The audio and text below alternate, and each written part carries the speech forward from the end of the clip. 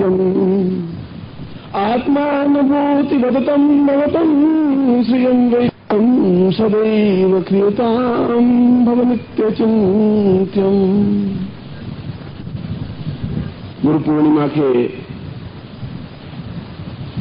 प्रथम दिवस की संध्या पर आप सभी शिष्यों और आगंतुक श्रोताओं का मैं हार्दिक अभिनंदन करता हुआ, आशीर्वाद देता हुआ इस ब्रह्मोपनिषद के श्लोक से अपना प्रवचन प्रारंभ कर रहा हूं, जो कि आज से कई हजार वर्ष पहले नैमिषारण्य में सुखदेव ने उन 21,000 ऋषियों के सामने जिस श्लोक का उच्चारण करके गुरु पूर्णिमा को प्रारंभ किया था, जहां उज्जैन में सांदीपन आश्रम में भगवान श्री कृष्ण के सामने इसी श्लोक को प्रारंभ करके गुरु पूर्णिमा का महोत्सव प्रारंभ किया था। और वहां पर वशिष्ठ ने भी उस त्रेता युग में इसी ब्रह्मोपनिषद के माध्यम से राम को समझाने का प्रयत्न किया था कि इस श्लोक का अर्थ, महत्व पूरे वेदों और पुराणों उपनिषदों का निचोड़ है। इस लुधियाना शहर में अभी में एक कीर्तन, बंडी स्वामी कीर्तन समारोह मंदिर है, जहां कीर्तन होता रहता है, वहां आमंत्रित किया गया था, इसलिए आने में थोड़ा सा विलंब हुआ। और पंजाब की धरती पर पहली बार इस प्रकार का शिविर आयोजित हो रहा है। पिछले 5,000 वर्षों में पहली बार इस प्रकार का शिविर आयोजित हो रहा है, पहली बार हो रहा है।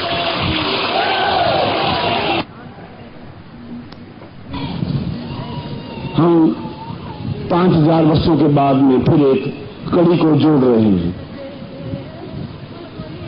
मैंने सुबह भी अपने प्रवचन में समझाया था कि इस धरती का भी अपने आप में महत्व है।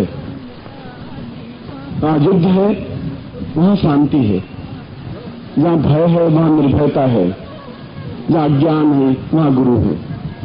और यहां पर तो अपने जीवन के आराध्य को भी गुरु ही मान लिया, गुरु ग्रंथ साहब। इस धरती में तो गुरु को सर्वोच्चता दी है। अन्य प्रांतों में और अन्य देशों में तो रामायण को महत्व दिया है, महाभारत को महत्व दिया है, गीता को महत्व दिया है, पुराणों और वेदों को महत्व दिया है, मगर यहां तो गुरु ग्रंथ साहब को महत्व दे दिया, गुरु को महत्व दे दिया। ये बता दिया कि जीवन का रोम रोम आराध्य केवल गुरु ही होता है। इसलिए मैं इस श्लोक के माध्यम से इस प्रवचन को इसलिए प्रारंभ कर रहा हूं कि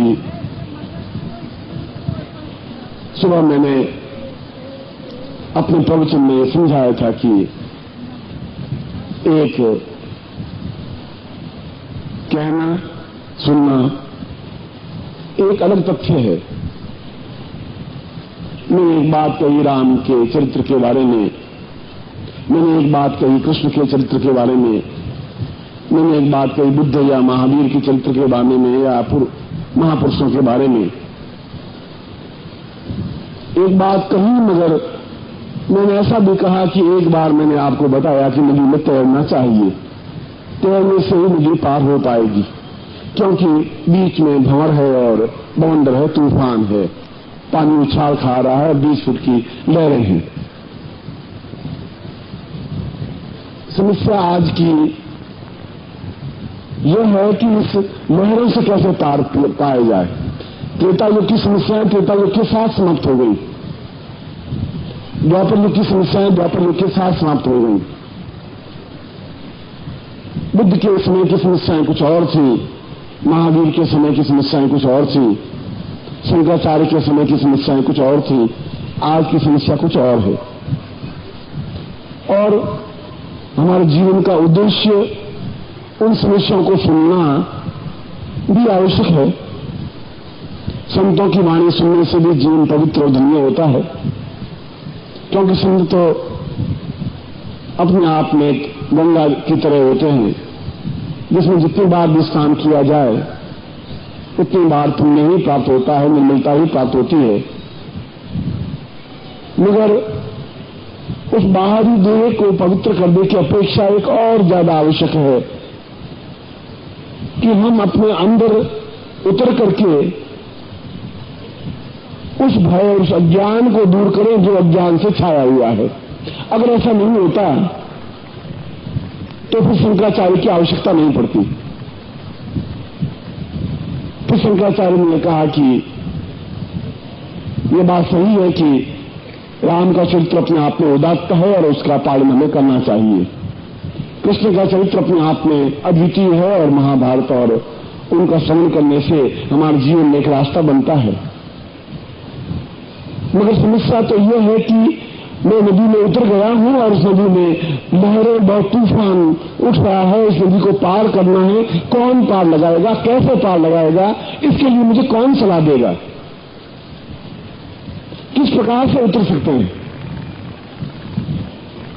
कौन से तरीके से मैं अपने जीवन को पवित्रता की ओर उठा सकता हूं, वो कौन सा तरीका है, वो कौन सा रास्ता है, कौन सा माध्यम है। क्योंकि हमारा जीवन अपने आप में एक अत्यंत लघु और ब्रह्मांड के देखा जाए तो बहुत छोटा सा जीवन है। जीवन का अपने आप में छोटा सा भाग है।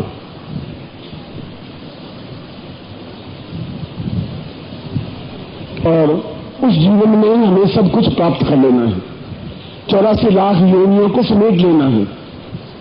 एक योनि से दूसरी योनि और तीसरी और चौथी और पांचवी और 500वीं और 5000वीं योनि में भटकने से हमारे जीवन का पूर्णता नहीं प्राप्त हो सकती।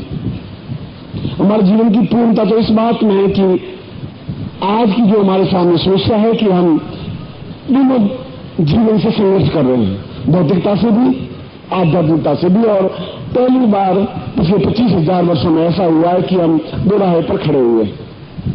युद्ध भी है, शांति भी है, जहां स्वार्थ भी है, निस्वार्थ भी है, जहां पर छल भी है, जहां पर निर्मलता भी है, जहां पर लहरें भी हैं, शांत जल भी है। मगर मैं इस भव सागर को फिर पार कैसे करूं? क्या राम की तरह वनवास लेकर के पार करूं? क्या कृष्ण की तरह पूतना और अगासुर बकासुर का वध करके पार करूं? क्या मैं मथुरा को छोड़ करके द्वारका की ओर भाग करके इस समस्या को पार करूं? बस समस्या तो इस समय की थी। आज तो प्रत्येक व्यक्ति के हृदय की समस्या कुछ और है, अलग है। इन समस्याओं का समाधान फिर कैसे होगा? इस समाधान का अता पता, इस समाधान की ढूंढ, इस समाचार का निर्णय लेने में गुरु असमर्थ रहे। उन्होंने इस बात को तो समझाया कि हमें निरंतर मंत्र जाप करना चाहिए, इस बात को समझाया कि कीर्तन होना चाहिए, इस बात को समझाया कि राम हमारे जीवन के आदर्श पुरुष थे, इस बात को समझाया कि पिता की आज्ञा मान करके वो वनवास में चले गए, इस बात को भी समझाया कि कृष्ण अपने आप में 16 कला पूर्ण प्रधान पुरुष थे। मगर नानक ने तो अपने जीवन में एक अद्भुत बात कही। उन्होंने तो कहा है कि हमें अपने जीवन में ही कुछ ऐसा कार्य, कुछ ऐसा व्यवस्था, कुछ ऐसा चिंतन हमारे जीवन में ही हो जाना चाहिए कि उन सब योनियों से छुटकारा पाकर के उस ब्रह्म के, उस ईश्वर के, उस निराकार के दर्शन कर सकें जो हमारे जीवन का लक्ष्य है। उस जीवन की समस्याओं से पार पाते हुए उसके लिए चाहे हमें चुनौती देनी पड़े, चाहे बलिदान देना पड़े, चाहे कुछ भी करना पड़े, संघर्ष तो संघर्ष है। और इस संघर्ष को पार पाना ही जीवन का लक्ष्य और ध्येय हमारे जीवन का है। कालू मेहता के पुत्र नानक बचपन से ही केवल एक ही चिंतन, उनकी भावना एक ही रही कि जब उन्होंने, बाप ने कहा तुम व्यापार कर, उसने कहा आप जैसा कहते हैं मैं कर लेता हूं। उन्होंने कहा कि धान की दुकान पर बैठ और धान तोल करके दे। वह धान तोल करके देने लगा। एक बार तोल के दिया, एक धड़ी, फिर 2 किलो, फिर 3 किलो, फिर 4 किलो, 5, 6, 7, 8, 9, 10, 11, 12, 13। हमारे उत्तर प्रदेश में और दूसरी जगह 13 शब्द बोलते हैं, पंजाब में 13 बोलते हैं। और उसने फिर धड़ी डाली 13, फिर और धड़ी डाल दी 13, फिर और तराजू में तोल के धान दे दिया 13। 40वीं बार भी दिया तो 13। उसने कहा कि मेरा तो कुछ है ही नहीं, जो कुछ है तेरा है, मैं तुझको दे रहा हूं। शाम को पिताजी ने पूछा तूने क्या कर दिया? उसने कहा मेरे तो था ही नहीं कुछ, मैं तो 1, 2, 3, 4, 12 तक तो बिल्कुल सही था, मगर आगे तो बिल्कुल स्पष्ट बोला 13। मैं 13 पे अटक गया और बराबर 13 देता रहा मैं तो 13। उसके बाद में मुझे कोई शिक्षा की जरूरत थी नहीं, जो दिया वो दिया, 13 है वो 13 है, तुझको दे दिया है। वो अपने आप में एक समर्थ गुरु थे, जिन्होंने भगवे कपड़े नहीं पहने थे, जिन्होंने एक दिव्य संदेश हमें दिया था, एक चेतना दी थी। उस गुरु नानक वाणी में उन्होंने स्पष्ट रूप से बताया था कि प्रत्येक समय की समस्या अपने आप में अलग अलग होती है। उस समस्या के समाधान के लिए बार बार उन पोथी के पन्नों को पलटने से काम नहीं चलेगा, क्योंकि उस समय की समस्या अपने आप में समाप्त हो गई। उन्होंने कहा कि इसके लिए जरूरत है गुरु की, जो जीवित गुरु हो, जो जागृत गुरु हो, जो चैतन्य गुरु हो, जो तुम्हारे बीच का गुरु हो। इसलिए वो प्रत्येक गांव में जाते, वैसा ही फक्कड़पन, वैसे ही अल्लड़पन, वही मस्ती, और उनके जीवन में एक ही लक्ष्य, एक ही ध्येय कि भगवे कपड़े पहनने से या कपड़े नहीं पहनने से या जंगल में बैठने से जीवन का ध्येय और लक्ष्य प्राप्त नहीं हो सकता। जब वो सोए तो उनके पांव मस्जिद की ओर थे। एक मुसलमान भाई ने उठ करके कहा कि ये आप क्या कर रहे हैं? मस्जिद की ओर पांव रख करके सो गए हैं। उन्होंने कहा भाई मेरे पांव उस जगह लगा दे जिधर मस्जिद नहीं हो। उसने उसको पांव को उठा करके दूसरी साइड में कर लिए। मुसलमान ने देखा कि जिधर पांव रखे उधर भी मस्जिद दिखाई दे रही है, जिधर वो पांव घुमाते गए उधर भी भगवान के मंदिर के दर्शन होते ही रहे। गुरु नानक ने कहा कि इधर मंदिरों में मस्जिदों में भटकने से नहीं प्राप्त हो पाएगा। मैं तो सब जगह चारों तरफ 24 घंटे उस ब्रह्म को ही देखता जा रहा हूं जो मेरे अंदर विद्यमान है। तुम मेरे पैरों को देख रहे हो, तुम नहीं देख रहे मेरे पैर पूर्व में है, पश्चिम में है, उत्तर में है, दक्षिण में। मेरा तो शरीर है ही नहीं।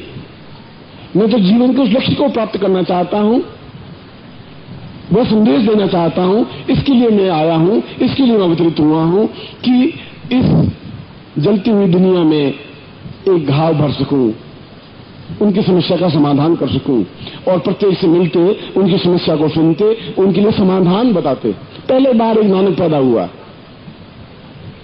जिसने कहा कि तुम्हारी समस्या का है, समाधान क्या है। प्रत्येक की समस्या का समाधान उन्होंने दिया। और इस प्रकार की समस्याओं के समाधान के लिए जरूरी है, उन्होंने बताया कि एक गुरु की होने की आवश्यकता है, अन्यथा हमें गुरु की जरूरत ही क्या है। पुस्तकों में लिखा हुआ ज्ञान है, उनके चरित्र लिखे हुए हैं, बुद्ध ने जीवन में क्या किया वो स्पष्ट लिखा हुआ है। जिनवाणी में क्या लिखा हुआ, जैनों के बारे में, उस महावीर स्वामी के बारे में लिखा हुआ है, मगर समझाएगा कौन? उस 84 लाख योनियों से हमें एकदम से खींच करके उस जगह खड़ा कौन करेगा जहां शंकराचार्य ने कहा हम ब्रह्माष्टमी, मैं ब्रह्म हूं। शंकराचार्य भी 32 साल की उम्र में उस बौद्ध धर्म को इस देश से हटा करके उस हिंदुत्व की स्थापना की जो अपने आप में विशाल समुद्र की तरह है, जो कुछ मैंने सुबह प्रातः काल बताया था। मगर यह सब कितने समय तक चलेगा? कौन सी स्थिति होगी जहां हम उन समस्त योनियों भटकने से, जीवन के दुष्कर्मों से और प्रारंभ में पिछले जीवन के कर्मों से हम मुक्ति पा सकेंगे? कौन बताएगा? पन्ने नहीं बता सकते, पोथियां नहीं बता सकती, उसके लिए कोई तंत्र भी नहीं बता सकता, कोई मंत्र भी नहीं बता सकता। कीर्तन तो अपने आप में एक मन को रमाने की क्रिया है, मन को अपने आप को भूल जाने की क्रिया है। कीर्तन जहां तन हो ही नहीं, जहां शरीर का होश नहीं रहे, मगर उसके आगे क्या है फिर उस कीर्तन के बाद में क्या स्थिति है? क्या हमने होश भुला दिया, अपने शरीर को भूल गए, हम अवधूत बन गए, योगी बन गए, सन्यासी बन गए, कपड़े भी नहीं पहने, भोजन की चिंता नहीं की, मगर यह जीवन का अंतिम लक्ष्य तो नहीं है। जीवन का अंतिम लक्ष्य जहां हम आज खड़े हैं, उस भौतिकता में और आध्यात्मिकता में समन्वय हो, एक जुड़ाव हो। हम भौतिकता को छोड़ नहीं सकते, मैं छोड़ने की सलाह भी नहीं देता हूं।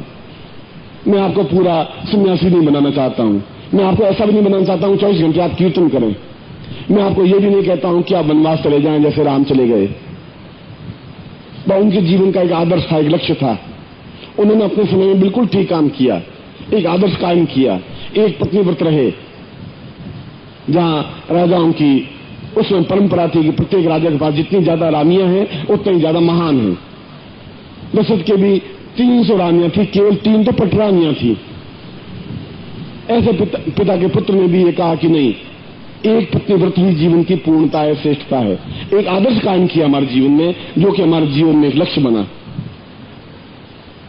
एक विश्वास कायम किया।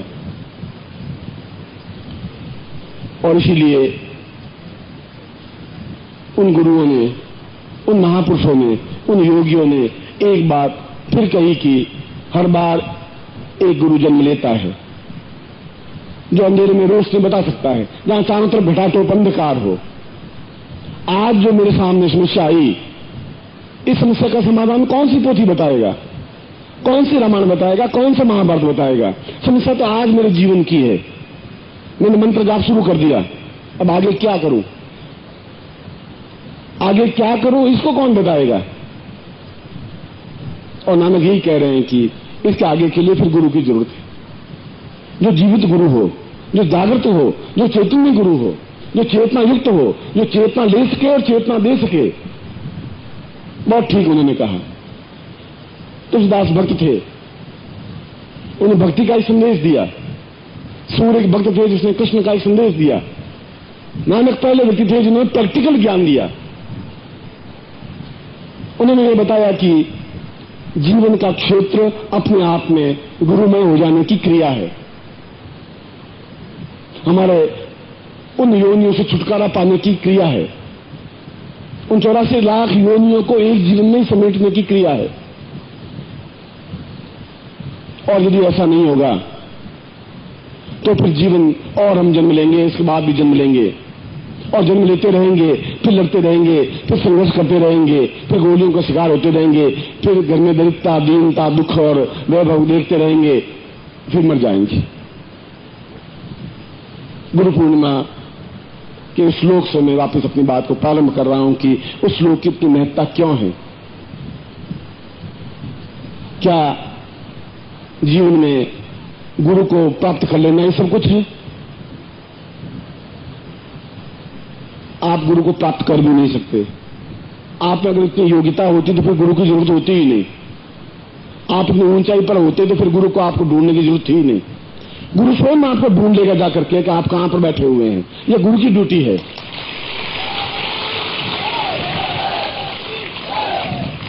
अगर ईश्वर ने मुझे यहां भेजा है लुधियाना में, तो उसके पीछे कोई संदेश होगा, कोई उसका हेतु होगा। शायद वहां कोई शिष्य मेरे छिपे हुए हों जो अभी तक मुझसे जुड़ नहीं पाए हो। चाहे कोई नदी नाला पास में बह रहा हो जो गंगा से नहीं जुड़ा हो, बहता जा रहा हो। कोई स्थिति ऐसी तो है, गंगा तो सबको अपने आप में समेटती हुई चलती रहती है। और इसीलिए एक भ्रम आज के लोगों ने, गुरुओं ने, पंडितों ने, पोंगापंथियों ने, ढोंगियों ने यह भ्रम फैला दिया कि अगर दीक्षा ले ली है तो फिर दीक्षा हम नहीं ले सकते। यदि किसी को गुरु को धारण कर दिया है तो फिर हम गुरु धारण नहीं कर सकते। ऐसा तो किसी भी ग्रंथ में नहीं लिखा है, ऐसा तो किसी पुराण में नहीं लिखा है, ऐसा तो किसी उपनिषद में नहीं लिखा है, ऐसा तो किसी वेद में भी नहीं लिखा है। जहां वेदों की रचना हुई, उन वेदों में भी उन ऋषियों ने स्वयं ऋग्वेद के प्रारंभ में कहा कि मनवे जातः पूर्वौ सताम सह सीयते पराम चह कृते त्वं सह। और ऋग्वेद में कहा तस्मै मनः शिव संकल्पमस्तु। और पुराणों में भी यही कहा कि यह आवश्यक नहीं है, क्योंकि हमें पग पग उस मार्गदर्शक की जरूरत है। मन तो भटकता रहेगा, तस्मै मनः, मन तो फिर भटकेगा कि मैं फिर गृहस्थ में जाऊं, उसमें जाऊं, फिर मैं धन कमाऊं, फिर लोभ करूं, लालच करूं, झूठ बोलूं, छल करूं। फिर आएगा कि ये सब कुछ बेकार है, मैं सन्यासी बन जाऊं, योगी बन जाऊं। संकल्प शक्ति नहीं आ सकती, और संकल्प शक्ति तब तक नहीं आ सकती जब तक आपके हृदय में गुरु स्थापित नहीं हो सकता। आपके अंदर गुरु स्थापित करने की क्रिया नहीं स्थापन हो सकती। वह कानों के माध्यम से हृदय में गुरु स्थापन नहीं हो सकते, वह प्रवचनों के माध्यम से गुरु हृदय में स्थापन नहीं हो सकते। उन पोथियों को पढ़ करके हम नदी को पार नहीं कर सकते, उन योनि से छुटकारा नहीं पा सकते। इसलिए शास्त्रों में कहा है कि हमने किसी गुरु से दीक्षा ली है और वह गुरु का शरीर शांत हो गया है या उन गुरु से संपर्क नहीं रहा है, तो दूसरे गुरु से भी दीक्षा लेना अपने आप में कोई अपराध नहीं है। किसी गुरु के प्रति हमारे मन में मलिनता नहीं आए, किसी गुरु के प्रति हमारे ओठों पर ओछे शब्द नहीं निकले, किसी गुरु के प्रति हमारे हृदय में किसी प्रकार की वितृष्णा नहीं आए। और यदि गुरु ऐसा सिखाता है तो गुरु नहीं, वो डोंगी है, फिर वो पाखंडी है। गुरु कहता है जितने भी हैं, चाहे ऋग्वेद कालीन से लगा करके गुरु नानक तक और नानक से लगा करके आज तक, जिन्होंने भी आपको रास्ता दिखाया, इसे प्रातः काल के प्रवचन में मैंने कहा कि मैं आपका गुरु नहीं हूं, मेरा शरीर आपका गुरु नहीं है, मेरा ज्ञान आपका गुरु है। मेरे ज्ञान के माध्यम से, नानक का शरीर अपने आप में गुरु नहीं था, उनका ज्ञान हमारे, उनकी वाणी आज भी हमारे सामने है। गोविंद सिंह का शरीर शांत भली हो गए हो, मगर उनका ज्ञान, उनका चिंतन, उनकी विचारधारा हमारे सामने है। राम का चरित्र हमारे सामने है, वशिष्ठ विश्वामित्र का चरित्र हमारे सामने है। वे भी हमारे लिए गुरु ही रहे हैं, हमारे पूर्वज रहे हैं, उनका खून भी हमारे धमनियों में बह ही रहा है। इस दीक्षा तो दर्पण मांजित रहिए, उस मन में बार बार जोट छल कपट का जो एक आवरण, एक धूल जम जाएगी, उसको बार बार पहुंचना है। और मन के दर्पण को पहुंचेगा कौन? हमारे पास तो कोई क्षमता है ही नहीं, हमारे पास तो कोई चेतना नहीं है, हमारे पास तो ऐसा रुमाल नहीं है कि हम शरीर को तो पहुंच सकते हैं। मन को कैसे पहुंचेंगे? मन को तब पहुंच पाएंगे जब मन के स्थान पर गुरु को स्थापन कर पाएंगे, उस जगह जहां गोपनीय है, जो अपने आप में महत्वपूर्ण है, जहां बुद्ध ये कहकर के समाप्त हो गए कि अपदीपो भव, तो अपना रास्ता खुद ढूंढो। पर शंकराचार्य को कहना पड़ा कि अपदीपो भव तो सही है, क्यों बुद्ध और शंकराचार्य दोनों एक ही समय के थे, एक ही युग में पैदा हुए, एक ही समय में पैदा हुए, एक ही साथ साथ उनकी विचारधारा चली। उन्होंने कहा कि केवल इस शब्द से काम नहीं चलेगा, और उन्होंने अपना विचार दिया कि अहम ब्रह्मास्मि, मैं स्वयं ब्रह्म हूं, मेरे अंदर पूरा ब्रह्मांड निहित है, मेरे अंदर गुरु भी है। उस अंदर के ब्रह्मांड को जब अर्जुन व्यामोह हो गया, मूढ़ग्रस्त हो गया, बार बार कृष्ण को समझा रहे थे कि तू पागल हो रहा है, युद्ध कर, खड़ा हो, कायरता से बैठ मत, विजय मिलेगी और तुम्हें जरूर विजय मिलेगी, क्योंकि मैं तुम्हारे साथ में हूं, मैं तुम्हारे सारथी हूं, तुम्हारे जीवन का सारथी हूं, तुम्हारे जीवन को चला रहा हूं, गतिशील कर रहा हूं, तुम्हें घबराने की जरूरत नहीं है। मैं तुम्हें युद्ध के मैदान के बीच में लाके खड़ा कर दिया है, जहां एक तरफ पाप है, एक तरफ पुण्य है, जहां एक तरफ पांडव है, एक तरफ कौरव है, और इनमें तुम्हारे गुरु भी होंगे, तुम्हारे दादा भी होंगे, पिता भी होंगे, परदादा भी होंगे, मगर इस मोह से तुम दूर हो, पहले इस कायरता से दूर हो, अपने आप में हिम्मत और हौसला कर, क्योंकि मैं तुम्हारा गुरु हूं, कृष्ण वंदे जगत गुरु, मैं सारथी नहीं हूं, मैं जीवित जागृत गुरु हूं, मैं तुम्हें पोथियों को नहीं पढ़ा रहा हूं, मैं तुम्हें राम के चरित्र को भी नहीं सुना रहा हूं, मैं तो तुम्हें ये समझा रहा हूं कि तुम अपनी कायरता को छोड़, पहले उन 84 लाख योनियों से अपने आप को दूर कर, और बाहर देखने की जरूरत नहीं है। ये महाभारत जो तुम देख रहे हो, युद्ध देख रहे हो, ये सब बाहर के खेल हैं।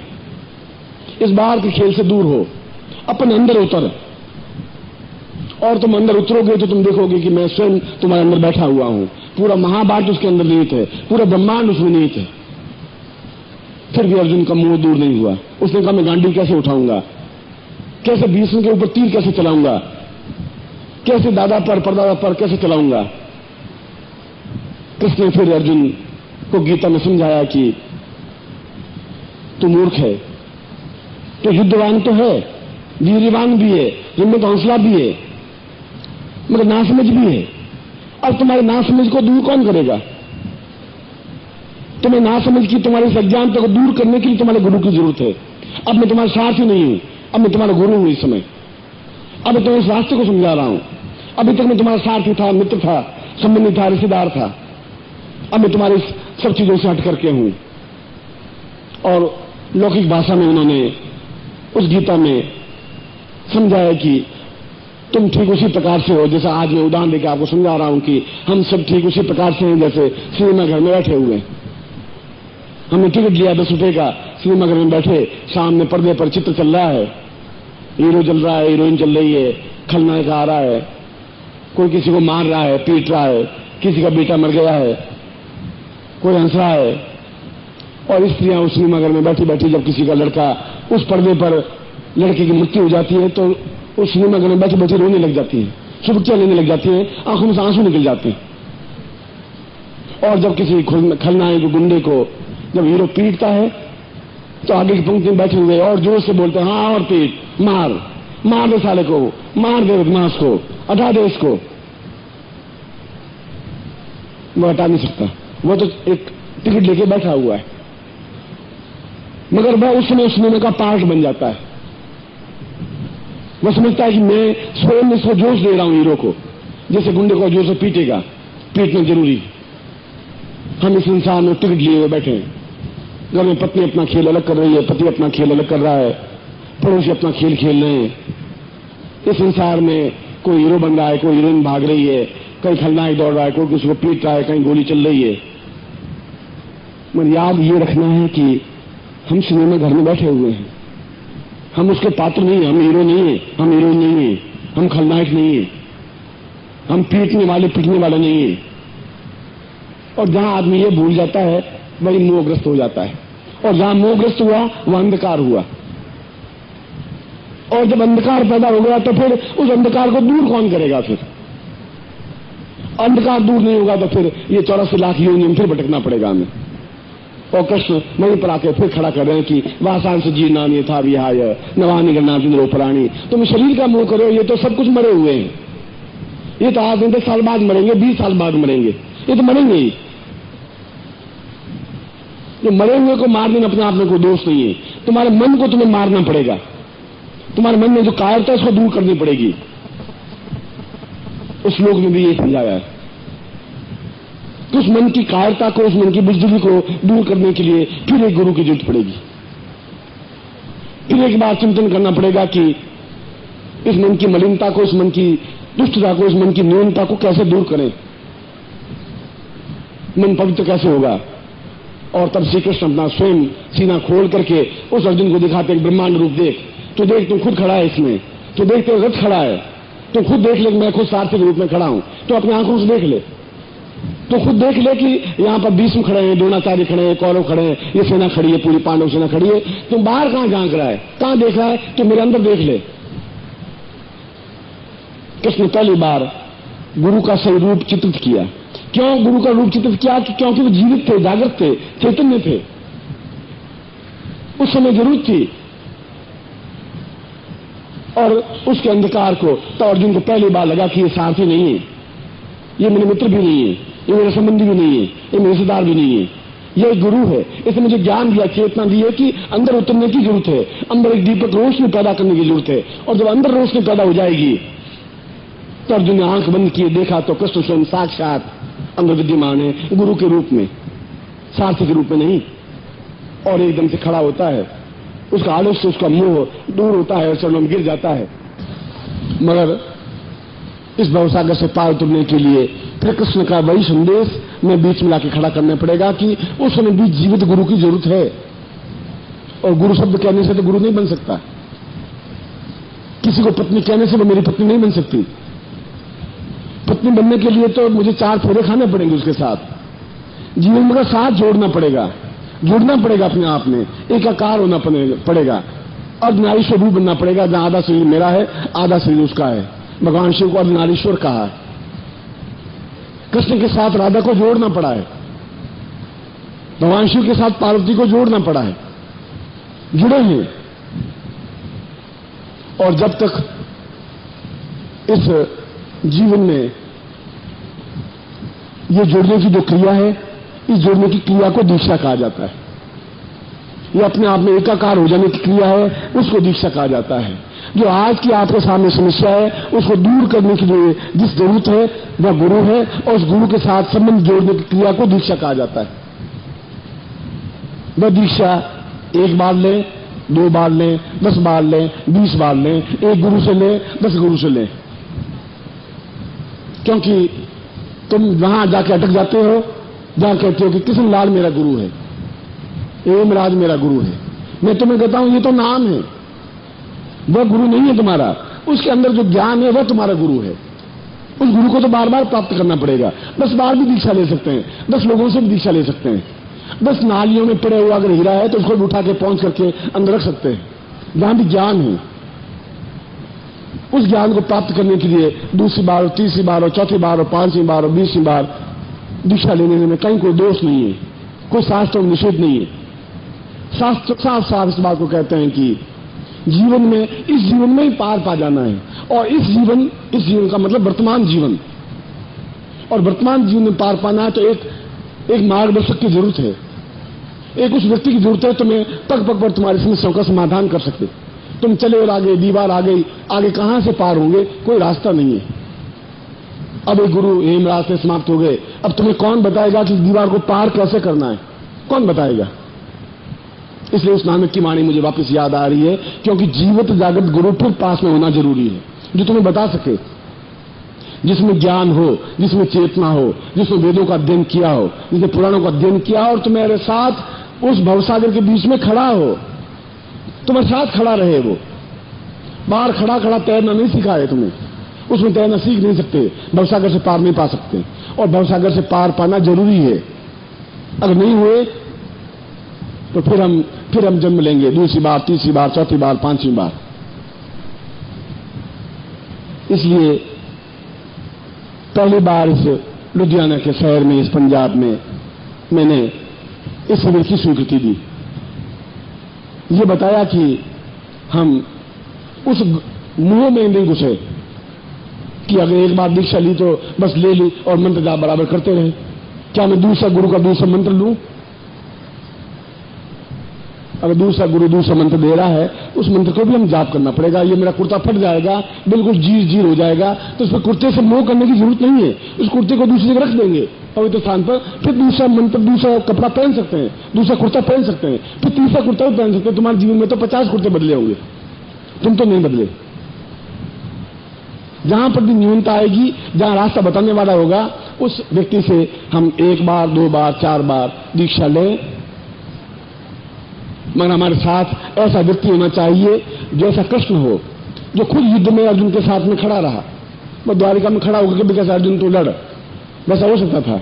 मैं तुम्हें मंत्र दे रहा हूं तो युद्ध कर, गांडी उठा, धनुष तीर कर। कृष्ण का नहीं, ऐसा मैं गुरु नहीं बन सकता। मैं तुम्हारे साथ खड़ा रहूंगा, युद्ध में भी, शांति में भी, प्रेम में भी। तुम्हारे अंधकार को दूर करूंगा ही करूंगा।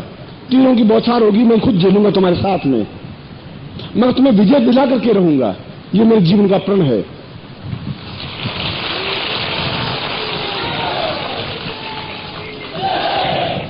कृष्ण का चरित्र इतना उदात्त इसलिए है, कृष्ण को इसलिए से जगत गुरु कहा गया है। इसलिए नहीं कहा गया कि वो द्वारका के राजा थे, इसलिए नहीं कहा गया कि वह गोपियों से प्रेम करते थे, इसलिए नहीं कहा गया कि वह कंस का वध कर दिया, इसलिए कहा गया कि वह उस युद्ध में भी, भवसागर में भी अपने शिष्य के साथ डटा रहा, खड़ा रहा, तीरों की बौछार के बीच, गोलियों के बीच, युद्ध के बीच, और समझाता रहा कि ये फिर दीवार तेरे सामने आ गई, मुंह आ गया कि तुम भीष्म को देख रहा है, छोड़ हट, ये भीष्म कुछ नहीं है, तो एक बार समाप्त हो जाएगा, ये द्रोणाचार्य भी समाप्त होगा, ये दुर्योधन भी समाप्त होगा। तो खुद खड़ा हो जा पहले। मैं जब तुम्हें कह रहा हूं तुम खड़ा हो, तुम्हें खड़ा होना है, क्योंकि मैं इस जीवन में तुम्हें पार लगा देना चाहता हूं, विजयश्री दिलाना चाहता हूं। और यह वाणी प्रत्येक जीवन में दोहराई गई। इसलिए मैंने कहा कि राम का चरित्र इसलिए नहीं है कि वे अयोध्या के राजा थे, राम का चरित्र इसलिए है कि वह वनवास में गए, वे तो सरयू के पार पहुंचे, उनको समाचार मिल चुके, दशरथ की मृत्यु हो चुकी, भरत खुद लेने के लिए आए, वे वहां से लौट सकते थे, केवल 10 मील तो चले ही थे ज्यादा से ज्यादा अयोध्या से, 10 मील पर तो भरत उनको वापस लेने के लिए आ गया था, पिता की मृत्यु हो चुकी थी। उसने कहा नहीं, मेरे जीवन का लक्ष्य तो इस विश्वामित्र के साथ चलते रहने का है, गुरु मेरे साथ में है, जहां ये कहेगा वहां मुझे चलना पड़ेगा। विश्वामित्र ने कहा तुम्हें चलना है, सफलता पानी है, तुम्हें जीवन में पूर्णता पानी है। कृष्ण ने भी यही बात कही, मैं भी वही बात तुम्हें दोहरा रहा हूं। मैं न राम हूं, न कृष्ण हूं, न बुद्ध हूं, न महावीर हूं, न मैं अपना आप इतना अहंकार पाल नहीं रहा हूं, मगर इस बात का तो मुझे गर्व है कि मैं जीवित हूं, इस बात का गर्व है जागृत हूं, इस बात का गर्व है चैतन्य हूं। गुरुदेव की, गुरुदेव की। और इस बात को भी मुझे मालूम है कि मेरे जीवन का चाहे उम्र का कोई भी भाग हो, चाहे समस्याएं हो, मगर मैं तुम्हारे बीच में खड़ा हूं, तुम्हारे साथ में खड़ा हूं इस भवसागर में, तुमसे हट करके नहीं खड़ा हूं, अपने घर में बैठा बैठा संदेश में नहीं भेज रहा हूं, मैं तुम्हारे बीच में खड़ा होकर तुम समझा रहा हूं। उन लोगों को भी जो पिछले जीवन में मेरे शिष्य रहे होंगे, लुधियाना में रहे होंगे, जालंधर में रहे होंगे, पटियाला में रहे होंगे, पिछले जीवन से भी आपका मेरा जुड़ाव रहा होगा। यहां के आयोजकों ने व्यवस्था की, मुझे बुलाया, उन शिष्यों से फिर जुड़ने की क्रिया बनी, गंगा फिर उतरी, हरिद्वार में आए तो और नदी नाले बहे, जुड़े उसमें, और फिर आगे बढ़ी और नदियां बहती गई, जुड़ती गई, नदी चलती गई, गंगा अपने आप नदियों को जोड़ती गई और अपने आप में पूर्ण गंगा बन सकी, समुद्र में उतर सकी। मेरे जीवन का लक्ष्य, मेरे जीवन का ध्येय भी यही है कि जहां भी मेरे शिष्य इस जीवन के हों या पिछले जीवन के हों, जालंधर में हो या पटियाला में हो या अमृतसर में हो, हिंदू हो या मुसलमान हो या सिख हो, शिष्य तो अपने आप में एक भावना है, चिंतन है, गुरु अपने आप में एक ज्योति है, प्रकाश है, रोशनी है। जहां भी हमें अंधकार आएगा और पग पर अंधकार आएगा, पग पर मुंह आएगा, फिर आएगा कि मेरी पत्नी बीमार है, फिर मुंह आएगा कि मेरे धन की कमी है, मैं गुरु अगर जीवित जागृत होगा तो उस गुरु के 2 कर्तव्य होंगे और दोनों कर्तव्यों का पालन गुरु करना पड़ेगा। वह गुरु कर सकेगा जो अपने आप में सही, उसमें गुरुत्व है, ज्ञान है, उसके पास पूंजी है, तपस्या की पूंजी।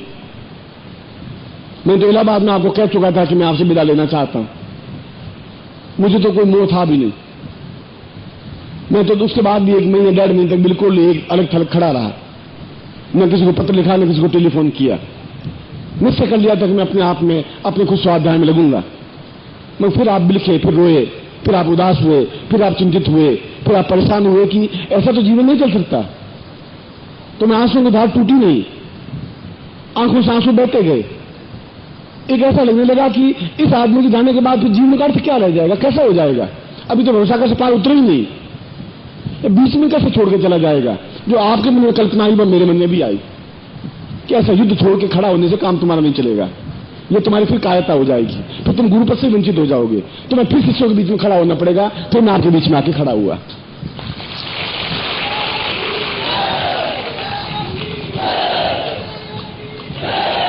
और इसीलिए यहां पर उन सभी शिष्यों से जोड़ने के लिए मैं आया हूं, उन शिष्यों को आवाज देने के लिए आया हूं जो इससे पहले मुझसे नहीं जुड़े थे, नहीं जुड़ पाए, नहीं पता ही नहीं पड़ा कि मेरा सही गुरु कौन है। कोई जरूरी नहीं है, शादी होने से पहले पता नहीं चलता कि किसके साथ मेरी शादी होगी। वो लड़की तो भटकती रहती है, लड़का भटकता रहता है, एक जगह देखता है, 2 जगह देखता है, 10 जगह देखता है, 20 जगह देखता है, कोई माइंड में जमता ही नहीं। और फिर एक जगह ऐसी आती है जहां जुड़ जाती है क्रिया, और वह जुड़ जाने की क्रिया अपने आप में पूर्णता एक हो जाने की क्रिया होती है। उस एक हो जाने की क्रिया को दीक्षा कहा गया। और फिर प्रश्न उठता है कि क्या एक बार दीक्षा लेने से सब कुछ हो जाएगा? क्या हम मेरा उत्तर है कि क्या एक बार घर के बर्तन मांजने से जिंदगी भर बर्तन साफ सुथरे रहेंगे? क्या एक बार कुर्ता पहनने से पूरी जिंदगी भर कुर्ता बना हुआ बना रहेगा? क्या एक बार भोजन करने से पूरा जीवन चल जाएगा? क्या एक बार दर्पण को मुंह देख लेने से पूरा दर्पण जिंदगी भर काम करता रहेगा? नहीं, बार बार हमें दर्पण को साफ करना पड़ेगा, बार बार जीवन को समझना पड़ेगा, जितना भी अंधकार है दूर करवाना पड़ेगा। और इसीलिए लोगों ने कीर्तन और भजन के माध्यम से संदेश दिया। मगर हमारी संस्कृति तो उससे भी पुरानी है, तुलसीदास से भी पुरानी है, सूर से भी पुरानी है, मीरा से भी पुरानी है, चैतन्य महाप्रभु से भी पुरानी है, राम से भी पुरानी है, कृष्ण से भी पुरानी है, वैदिक काल तक है। जहां आर्यों ने इस पंजाब में सिंधु नदी किनारे पहली बार जन्म लिया, पहली बार मनुष्य बने, पहली बार ज्ञान चेतना दी, पूरे संसार को संदेश दिया, वेदों की रचना की, पुराणों की रचना की, उपनिषदों की रचना की। और उसमें एक ही बात पूरे सारों वेदों का, पुराणों का, उपनिषदों का एक ही निचोड़ कहा कि हर बार दीक्षा लेनी पड़ेगी, हर बार गुरु स्थापन करना पड़ेगा, हर बार उनसे दीक्षा लेनी पड़ेगी, उस गुरु से जुड़ना पड़ेगा। वह गुरु जो जीवित है, जिसके साथ हम बैठ सकते हैं। इस सूखी हुई नदी के बीच में आप स्नान नहीं कर सकते, नदी तो है, जिससे गंगा सूख गई, अब वहां जाके रेत में लौटने से आपकी पवित्रता नहीं मिल सकती। हाँ, थी तो गंगा ही, वह गंगा ने रास्ता बदल दिया। हरिद्वार में आप देखें तो गंगा ने रास्ता बदल दिया 2 किलोमीटर पहले, और 2 किलोमीटर पहले जहां गंगा बहती थी वहां तो रेत है, आज वहां तो हम स्नान नहीं कर पाते। रेत में स्नान करने से पुण्य नहीं मिल सकता, पवित्रता नहीं आ सकती। जहां गंगा बहती है वहां उसमें डुबकी लगानी पड़ेगी, जहां गुरु होंगे उसके साथ जुड़ना पड़ेगा, क्योंकि बहता हुआ पानी, चलता हुआ गुरु, जो हमारे साथ खड़ा होने वाला गुरु, जो हमारा अंधकार को दूर करने वाला गुरु, जो हमें दीक्षा के माध्यम से संस्कार करने वाला गुरु हो। इसलिए उस भ्रम को मैं मिटाना चाहता था कि किसी गुरु के प्रति हमारी कोई अवज्ञा नहीं है, कोई निरादर नहीं है, कोई अपमान नहीं है। उनके प्रति भी उतना ही श्रद्धान्वित होना है जितना किसी के प्रति होते हैं। मगर जहां भी ज्ञान मिले वहां पर फिर उनके साथ जुड़ना ही पड़ेगा। और जुड़ने के लिए फिर वही शब्द की केवल मेरे कहने से कोई पत्नी नहीं बन पाएगी, उसके साथ फिर संबंध बनाना पड़ेगा, उस संबंधों के दीक्षा के माध्यम से। और बार बार उस अंधकार को दूर करने के लिए दीक्षा लेनी ही पड़ेगी। इसलिए मैंने कहा कि इस पंजाब में पहली बार ऐसा शिविर है, लोग यहाँ के चकित हैं कि ये क्या हो रहा है, ये कैसे हो रहा है। मैं वही कार्य कर रहा हूं जो हमारे ऋषियों ने कहा, पूर्वजों ने किया है। आपके पूरे शरीर में वही खून है। न आप उत्तर प्रदेश से अलग है, न मध्य प्रदेश से अलग है, न केरल से अलग है, न आप दक्षिण से अलग है। आपके शरीर में वो नहीं ऋषियों का खून है, जो ऋषि का खून मेरे शरीर में। जो 18 ऋषि है, 19 ऋषि उस समय जो ब्रह्मा ने उत्पन्न किए, इसलिए हमारा गोत्र वशिष्ठ है, विश्वामित्र है, अत्रि है, कणाद है, पुलस्त्य है। उन आर्यों की संतान हम भी हैं, आप भी हैं। इसलिए मैं वहां से प्रारंभ कर रहा हूं, त्रेता युग से प्रारंभ नहीं कर रहा हूं, द्वापर युग से प्रारंभ नहीं कर रहा हूं, बौद्ध काल से प्रारंभ नहीं कर रहा हूं। मैं तो उस जगह से आपको प्रारंभ कर रहा हूं जहां वेद की रचना हुई, जहां पुराणों की रचना हुई, जहां वेदों में कहा गया। हमें समझना पड़ेगा, और उन वेदों की व्याख्या गलत नहीं हो सकती, उनकी धारणा उपनिषदों की गलत नहीं हो सकती। जो मैंने सुखदेव ने नैमिषारण्य में समस्त ऋषियों को कहा, और उन ऋषियों में गृहस्थ भी थे, सन्यासी भी थे, दोनों ही थे। सुखदेव व्यासपीठ पर बैठे हुए थे जहां मैं बैठा हुआ हूं, और उनके पिता नीचे धरती पर बैठे हुए थे जो 80 साल के थे, सुखदेव 12 साल के थे। और ऋषि ने कहा ये तो बहुत गलत परंपरा है, हमारी भारतीय पद्धति नहीं है, ये हम क्या कर रहे हैं। उन्होंने कहा कि आयु वृद्धोपि न वृद्ध, ज्ञान वृद्धोपि वृद्ध। ज्ञान से आदमी बड़ा होता है, आयु से आदमी बड़ा नहीं हो सकता।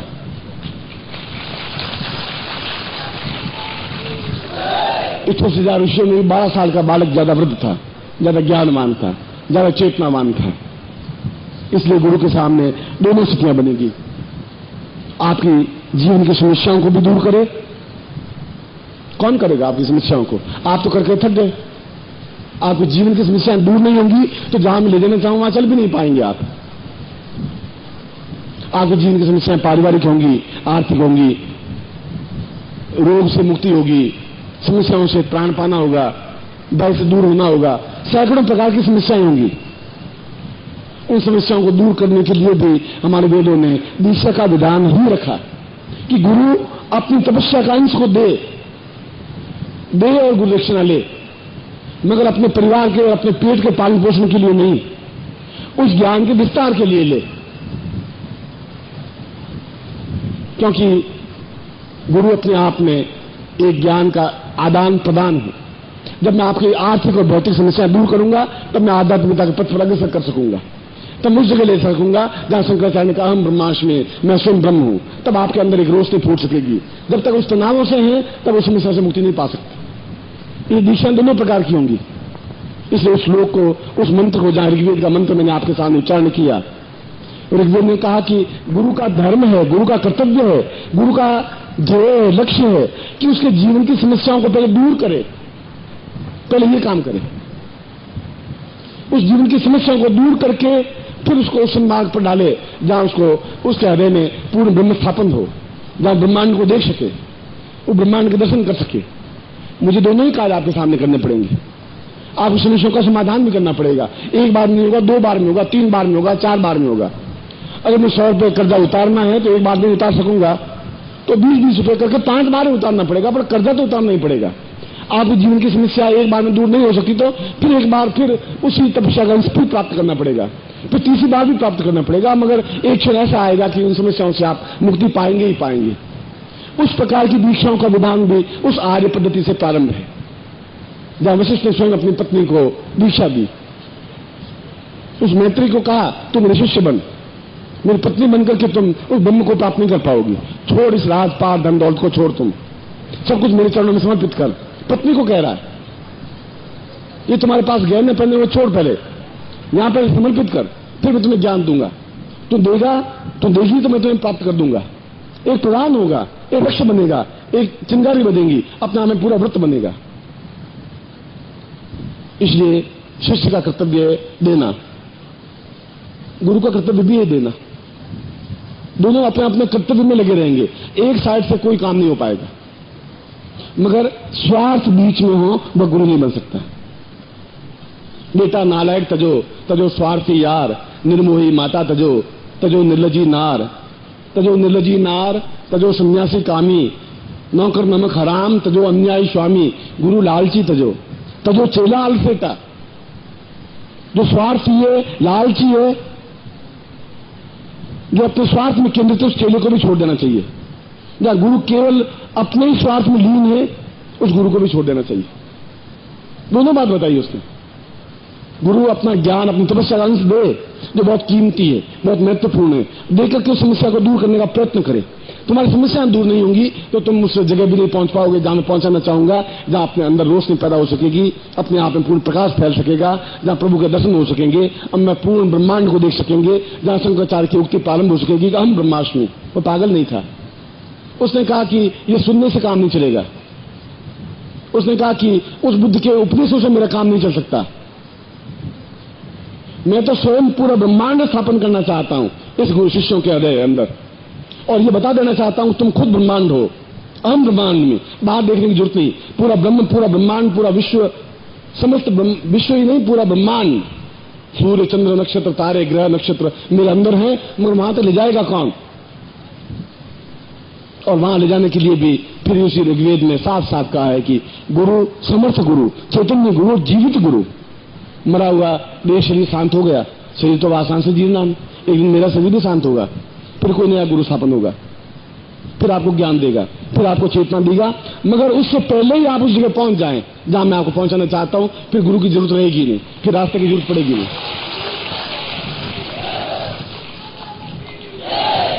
इसलिए सुबह भी कहा था मैं आपको दीपक नहीं सूर्य बनाना चाहता हूं, इसलिए कि बार बार वह प्रयत्न कर रहा हूं कि आपके जीवन में घटाटोप अंधकार है, भौतिकता का, समस्याओं का, मैं जानता हूं, और आप दूर नहीं कर पा रहे हैं, आपके प्रयत्नों से दूर नहीं हो पा रहा है।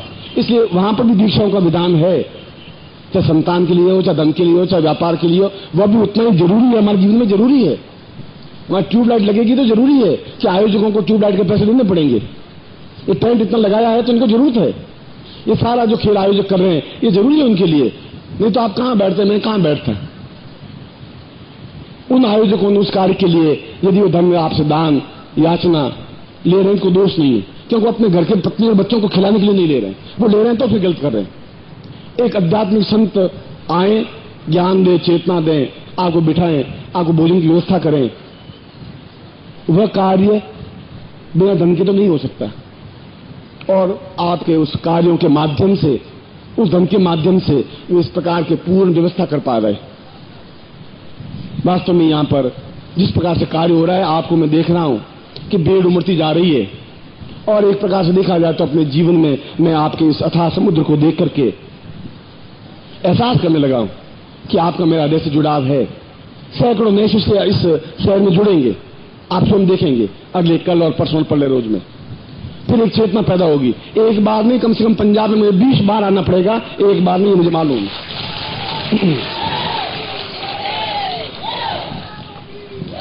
गुरुदेव की, गुरुदेव की, गुरुदेव की। सुबह के बाद में भी 6 प्रस्ताव मेरे सामने आ चुके हैं कि आपको यह शिविर एक बार फिर हम लगाना है। ये तो केवल 15 दिन की तैयारी है हमारी। 15 दिन में हम क्या कर पा सकते थे? मैंने कहा ये तो प्रभु का निमित्त है। प्रभु जहां बुलाएगा वहां मुझे जाना पड़ेगा, जहां शिष्यों का योग है वहां पहुंचना पड़ेगा। उनका कि आप हमें 2-3 महीने का टाइम खुद दीजिए, हम एक बार नहीं, हम तो 20 जगह पहुंचना चाहते हैं। मैंने कहा मैं भी आपके लिए तैयार हूं। ये सब शिष्य जुड़ रहे हैं। मैंने कहा नदी नाले जुड़ रहे हैं, बराबर मिलेंगे। इसलिए आपके मेरे बीच में एक संबंध बनाना चाहिए दीक्षाओं के माध्यम से। मेरी ड्यूटी है कि मैं आपकी समस्याओं को दूर करूं उन दीक्षाओं के माध्यम से। केवल एक ही रास्ता हमारे पास बचा है। मेरे पास देने के लिए केवल ज्ञान और दीक्षा है, अपनी तपस्या का अंश है, अपनी तपस्या है। मैं कुर्ता दे सकता हूं, बनियान दे सकता हूं, फिर धोती दे दूंगा, कच्चा दूंगा, फिर 5वीं चीज क्या दूंगा? 4 चीजें मेरे पास है, कपड़े 4 ही है, बाल खोल के दे दूंगा, 6ठीं बार क्या दूंगा? मैं मेरे उस साधना का अंत नहीं आ पाएगा, उस तपस्या का अंत नहीं आ पाएगा। वह मैं आपको दूंगा, बनिया को दूंगा तो बनिया में चीज दे देगा। मैं आपको दूंगा और उस कार्य के लिए जिससे कि वापिस टेंट पटियाला में लग सके, फिर ये जालंधर में लग सके, फिर दूसरी जगह भी लग सके, फिर ये रोशनी और बिखर सके, फिर आप आ सकें। एक बार भी हम ऐसा नहीं कर पाएंगे तो फिर कैसे हो पाएगा? इसीलिए उस धनराशि को देने में कहीं कोई दोष नहीं, दीक्षा का धन देने में, उन आयोजकों को देने में कहीं कोई तकलीफ नहीं है। उस धन को मैं अपने साथ नहीं ले जा रहा हूं, मुझे धन की याचना नहीं है। अपने पेट के लिए, भरने के लिए मेरे पास शिष्य हैं। मैं किसी शिष्य के पास चला जाऊंगा तो कोई शिष्य मुझे मना नहीं कर पाएगा। प्रत्येक शिष्य इस बात के लिए तैयार है। मैं इलाहाबाद में देख चुका हूं इस बात को। सुबह जब मैंने कहा कि मैं अब आपके बीच में नहीं रह पाऊंगा, मैं छोड़ रहा हूं, तो आपकी आंखों में आंसू, रुदन, शिष्कारियां, कपड़े फाड़ना, बेहाल हो जाना, मैं आपको उस दशा को देख करके अपने आप को चकित रह गया कि ये क्या हो रहा है, कितना प्यार है। एक इशारे पर आप दौड़ करके आ जाते हैं। यह मेरी पूंजी है, आप मेरी पूंजी है। वो धन जो आप दे रहे हैं वह मेरी पूंजी नहीं है, वो धन की मुझे जरूरत है भी नहीं। और मैं देवताओं से अपने आप प्राप्त कर लूंगा जहां जरूरत पड़ेगी। मैं उन आयोजकों को जरूरत है कि कल एक बार फिर पंजाब में आना पड़ेगा, परसों फिर एक बार आना पड़ेगा, 4 महीने बाद फिर आना पड़ेगा, गोविंदगढ़ी में फिर आपको आना ही पड़ेगा। तो भविष्य तो मैं देख रहा हूं, तो पहली बार मैं देख रहा हूं कि मैं आज्ञा दे रहा हूं आपको। आज तक मैंने आपको जीवन में आज्ञा कभी नहीं दी। मैं आज्ञा दे रहा हूं कि मैं इस बार बहुत कुछ ऐसा ब्रह्मत्व कि जहां ब्रह्मांड का साक्षात दर्शन हो ही सके, जहां अपने आप में रोशनी फिर बुझे नहीं, फिर जीवन में अंधकार व्याप्त नहीं हो, फिर जीवन में न्यूनता नहीं आ पाए। और इसके लिए फिर आपको शिविर में बैठना ही पड़ेगा, शिविरार्थी बनना ही पड़ेगा। फिर आप लालच मत करिए, फिर एक रिकॉर्ड कायम करिए। जब यहाँ के आयोजकों ने रिकॉर्ड कायम किया है, श्रेष्ठतम टेंट और श्रेष्ठतम व्यवस्था, भोजन की लाखों रुपए खर्च कर रहे हैं, तो फिर हमें उस शिविर के लिए धनराशि खर्च करने में आप कसर नहीं रखिए, क्योंकि आपका मेरे परिवार का संबंध है। फिर आप सेवक मत बनिए, एक रिकॉर्ड कायम करिए। उनको बता दीजिए कि हम भी दान देने में कमी नहीं है हमारी, आप दान दे रहे हैं, हम भी दे रहे हैं। जिन लोगों ने शिविर में नाम नहीं लिखा है वो लिखाएं, दान दें, उसको बताएं, इन लोगों को भी बताएं, यहाँ के शिष्यों को भी बता दें कि हम पूरे भारतवर्ष से आए हुए हैं, तो हमें धन से हमें भी मोह नहीं है। वो तो चांदी के टुकड़े गुरुजी अपने आप दिला देंगे कहीं से भी। फिर आप झूठ मत बोलिए, छल मत करिए, फिर शिविर में नाम लिखवाइए। प्रत्येक व्यक्ति, प्रत्येक शिष्य अपना नाम लिखवा दे, शिविरार्थी बने। ये मेरी आज्ञा है आप लोगों को, ये मेरा आपका कर्तव्य है, ये मेरे जीवन का धर्म है। नहीं आपके पास होगा तो मैं दीक्षा अपनी तरफ से दे दूंगा, नहीं जरूरत होगी तो मैं अपने पास से अपने जीवन को बेच करके भी आपको धन दे दूंगा। उस बात की आप चिंता मत करिए, मैं रिकॉर्ड तो कायम करिए। जीवन तो सैकड़ों बार ऐसा किया है, मैंने तो आपको पता ही नहीं लगने दिया। कम से कम सैकड़ों मंदिरों को मैंने जीर्णोद्धार करवाया है। बद्रीनाथ मंदिर में सबसे बड़ा घंटा घड़ियाल मैंने खुद ने लगवाया। ऐसा कोई मैं अहंकार नहीं कर रहा हूं। सैकड़ों बार सैकड़ों विधवाओं को भरण पोषण के लिए व्यवस्था की है। सैकड़ों विद्यार्थियों को पढ़ाया है, अपने पैसों से खर्च किया है। तुम्हारा पैसा कोई मेरे पास लेकर के जाने का है ही नहीं इच्छा। मृत्यु के समय में वो पैसा चलेगा नहीं। आपके एक एक पाई का मेरे पास हिसाब है, एक कौड़ी का हिसाब है। कोई भी कौड़ी, कोई भी पैसा मेरे ऊपर कर्ज लेकर के मैं मर नहीं सकता, मरना ही नहीं चाहता हूं। इसलिए जब यहां से आयोजक इतना प्रयत्न कर रहे हैं तो हम पूरे भारतवर्ष के आयोजक भी, जो आज मुझे 5 साल से जुड़े हुए हैं कि 1 साल से जुड़े हुए हैं या 20 साल से जुड़े हुए हैं, वो भी दिखा दें कि हम सब एक एक बूंद करके पूरा घड़ा भर के आपको देंगे, मगर आपको चेहरे पर उदासी नहीं देख पाएंगे। आप फिर दूसरी बात शिविर लगाएंगे तो आपको आह्लाद होगा कि हमें तकलीफ नहीं आ पाएगी। उनको कर्जदार बना करके हम अपने घर नहीं जाना चाहते, उनको तकलीफ देकर के हम घर नहीं जाना चाहते। ऐसी धनराशि हमें जेब में डाल के नहीं ले जानी है। हम सब नाम लिखवाएंगे और एक रिकॉर्ड कायम करना है। इस बार रिकॉर्ड कायम होगा, क्योंकि सुबह मैंने लिस्ट देखी है तो मैं सोचा कि क्या इतना त्याग ये कर सकते हैं। जो उत्तर प्रदेश से, यूपी से, मध्य प्रदेश से, बिहार से आए, इन लोगों ने नाम लिखवाया है। इन लोगों ने शिविर में भाग लेने का प्रयत्न किया है, इन्होंने त्याग किया है। और वो सारा पैसा उन आयोजकों को एहसास होना चाहिए, क्योंकि वो भी हमसे जुड़ रहे हैं, हमारे बिना पूछे अन्नदान कर रहे हैं, भंडारा कर रहे हैं, व्यवस्था कर रहे हैं। जो आज्ञा देते मना ही नहीं करते। मैं कहता हूं तुम्हें ये व्यवस्था करने गुरुजी हो जाएगा। कैसे हो जाएगा? हम सबसे होगा, हम सब उसमें योगदान देंगे। हम सब नाम लिखवाएंगे लिखवाएंगे, तब मुझे प्रसन्नता होगी उस लिस्ट को देख करके कि आप में से प्रत्येक व्यक्ति शिविरार्थी बना है, तब मुझे प्रसन्नता हो पाएगी। आप में से प्रत्येक व्यक्ति दीक्षा ले रहा है, तब मुझे प्रसन्नता हो पाएगी। उसका एक भी पैसा अपने साथ मुझे नहीं ले जाना है। उस इलाहाबाद के बाद में दोनों हाथ उठा करके आपके सामने कह दिया था कि एक भी पैसा मुझे आपका नहीं चाहिएगा, मैं लूंगा भी नहीं, मगर आयोजन तो करूंगा। उन आयोजकों को एक बार उदास और खिन्न मलिन करके मैं नहीं रवाना हो जाऊंगा। चाहे मेरा मकान बेचना पड़ेगा तो मकान बेच करके भी उनको मैं दूंगा। वो नहीं लेंगे तब भी दूंगा, क्योंकि आपकी पूंजी मेरे पास, आप हैं मेरे पास। ये पूंजी बहुत बड़ी, एक आवाज पर आप सबको न्यौछावर करने के लिए तैयार है, इतना मुझे आप पर भरोसा है।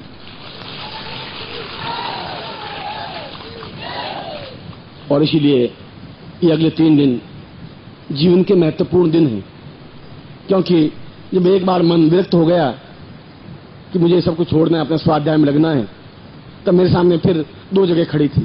एक जगह मेरा खुद का स्वाध्याय था, एक तरफ आपके आंसू थे। मैं उस जगह बीच में उस जगह भी खड़ा था, निर्णय नहीं ले पा रहा था क्या करूं। तो मैं चाहता था कि आंखों में तैयार किया बढ़े, मगर फिर भी अभी सैकड़ों शिष्य ऐसे हैं जो आज तक नहीं जुड़ पाए। उन शिष्यों को मुझे जोड़ना है, जो फिर एक बार फिर जीवन उनका बर्बाद हो जाएगा, फिर नया जीवन लेंगे, फिर मुझे मिलेंगे। इस जीवन में इस पंजाब की प्रत्येक धरती के प्रत्येक जगह जगह पर आयोजन करवाऊंगा और मैं पहुंचूंगा। जहां भी गोलियां चलेंगी उनके बीच में आप लोगों को बिठाऊंगा, मैं भी बैठूंगा। कोई गोली बनी नहीं।